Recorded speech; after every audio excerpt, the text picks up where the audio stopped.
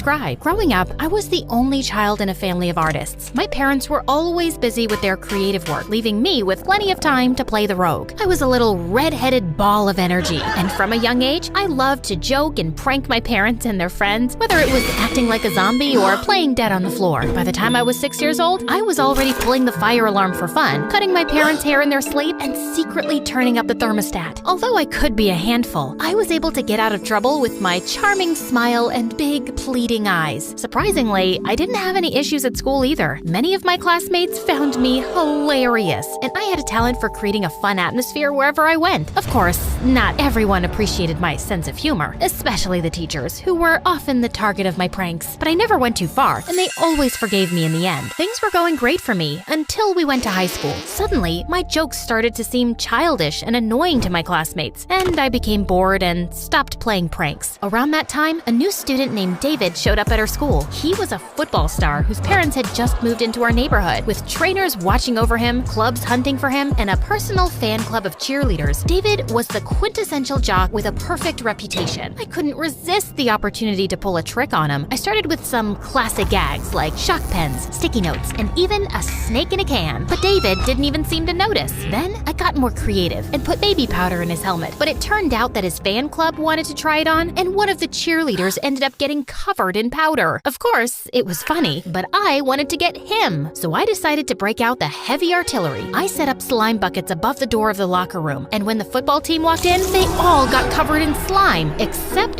freaking David, who was the last to enter. But to my surprise, he started laughing so hard that I couldn't help joining in, along with the whole team. As expected, my prank got me suspended for a few days, and the principal made me clean up the mess I'd made before leaving. Hey, I see you can use a hand. Why are you helping me clean up the slime? Because I'm a decent human being, or maybe I just wanted to talk to you. What about? Why, you don't stop trying to prank me? Did I do something to upset you? Or are you secretly in love with me and just trying to get my attention? Please, as if you're capable of upsetting me. And ew, in your dreams, you just seemed too good to be true. So I felt like getting to you with a prank. You know, like trying to find out what your kryptonite is.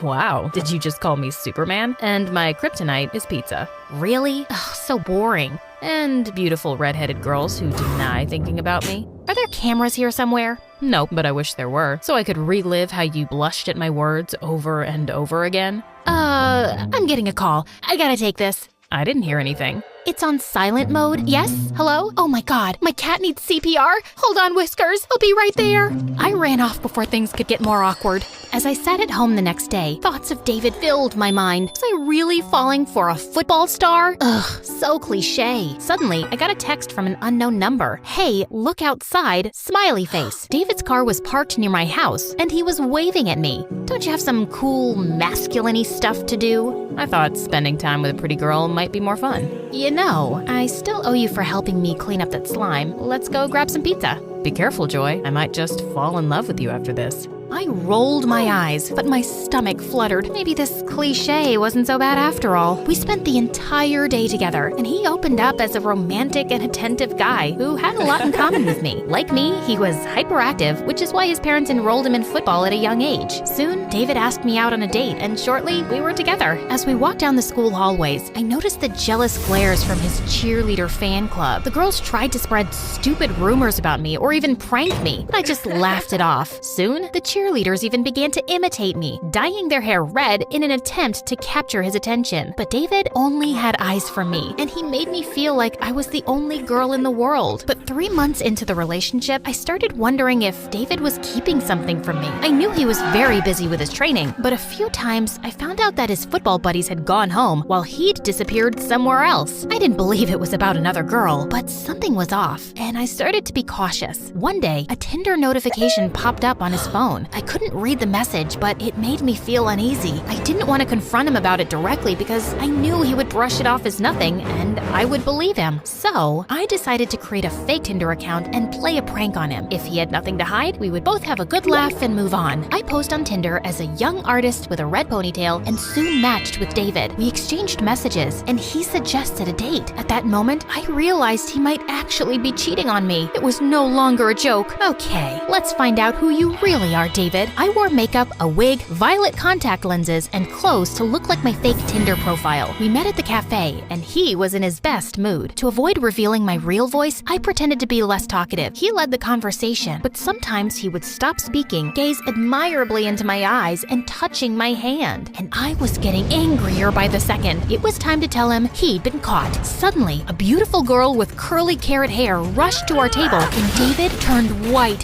What the heck, David? You said it was a one-time thing. Georgia, listen to me. It's not what it looks like. Then what is it, David? You're with another girl while you're still with me? Before her, it was Francesca from the flower shop. Or are you seeing her too? How could you do this to me? Please, give me a chance to explain. Out of the cafe, David ran after her. My mind was racing as I tried to process everything. David was a womanizer obsessed with redheads? Me? Fake Tinder artist? Georgia? Francesca? Were there more? I needed more answers, and I decided to track down Francesca. It didn't take long before I found her, surrounded by gorgeous flowers that paled in comparison to her beauty. She was a knockout. By any chance, are you David's girlfriend? Yes. Is everything okay? To tell you the truth, Georgia asked me to check if he's still with you. Poor girl, I feel sorry for her. She's David's ex, and she's obsessed with him even now. She can't seem to accept that he's moved on and he's in love with me only. David was an amazing liar, and I felt angry at myself for falling for his stupid lies. I wished there was something like the cheating police, and I could call to have him arrested. But it was only me, and I had to do something. So I chose the one thing I was best at. I was gonna prank David. While we were hanging out the next day, I spied his phone password, and when he went off for training, I posted on his Facebook from his phone. Hey, bae, if you're seeing this, get ready for a surprise tonight. Winky face heart, 7 p.m. at the fountain. At 7, the meeting point was crowded with red-haired girls, and I was just as shocked to see the number. I saw some familiar faces, like Georgia and Francesca, who hadn't seen each other yet. Finally, David arrived. The army of girls rushed to him, and then suddenly stopped to look at each other. David stared at them all in horror, realizing he'd been exposed. He panicked and just jumped back into his car, driving away like a maniac. This was you, wasn't it, Georgia? You arranged all of this so I'd break up with him. You're such a crazy ex-girlfriend. What are you talking about? We haven't broken up yet. What nonsense. I'm his girlfriend. They all started fighting like crazy, and I escaped. I felt victorious about exposing the truth, but also heavy-hearted because of David's deceit. The day after was a really big football match. David performed horribly, and our team lost the game. The other team was trash-talking so much today, just got to me and I felt distracted. Also, I think I'm coming down with a stomach bug, and I just didn't sleep much last night. David, please, stop lying. I know why your head wasn't in the game today. It's because your cheating got exposed yesterday. Yeah, I'm the one who called all the redheads there. I described my investigation, and he broke down in tears. Joy, please don't give up on me. I care about all my girls, and I never meant to hurt you. Love just happens, you know? But you're the only one who truly knows the real me, and I feel closer to you than anyone else. Please, let's work this out. David, you should work this out with a therapist, not me. But firstly, they all deserve the truth and an apology. You'll feel better once you're honest. And as for us, it's too late. I can't trust you anymore. Soon, the whole school seemed to know. The cheerleaders were giving me smug grins, and David's football team looked angry at me for making him perform badly at the big match. Suddenly, I found myself at the center of unwanted attention and began searching for a way to escape it and process everything that had happened. Fortunately, Georgia set up an online club for girls who were hurt by David. We all shared our stories and found out that David had been dating multiple red-haired girls for years, even proposing to some of them. I shared my story too, and it felt good to let it out. The girls even encouraged me to share it on the MSA channel, but I needed some offline support too. So I reached out to Georgia and Francesca. We kept meeting regularly, and slowly we became good friends. We all went public with our story in a magazine article, and it gained a lot of attention. David was getting plenty of negativity, so he publicly apologized and said he'd get therapy for his issues. Well, clearly it didn't work, because years later, when he'd become a famous footballer and married a beautiful singer, she exposed his cheating publicly, divorced him, and left him almost penniless. Finally, David got what he really deserved. Yeah. Also, you can tell that I had a talent for acting, which I went on to pursue at a prestigious school. You see, Georgia had an older brother, Chase, who had the same curly red hair as her. When I first met him, he pulled a classic prank on us, switching the sugar and salt in our tea. Francesca spat it out and looked mad, but I couldn't help laughing.